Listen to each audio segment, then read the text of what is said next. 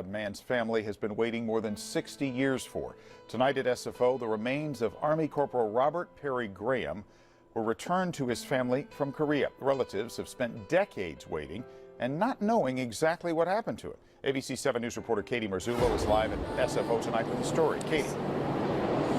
Dan, Corporal Graham died a prisoner of war in Korea in the early 50s. He was just 21 years old. Now, a generation later, his family is finally able to bury him.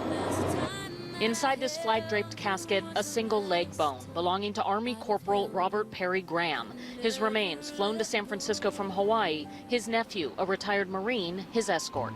Whether it was my uncle or anyone, any service member, we always have a sense of pride in taking care of our own or bringing home our own. In 1951, Corporal Graham was reported missing in action in Korea.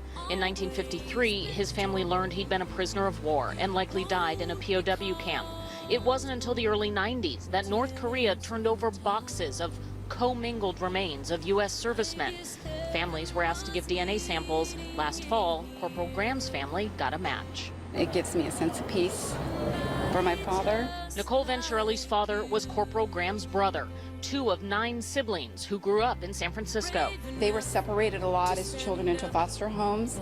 So my father and my Uncle Bobby were so close in age that they were together a lot, so they bonded.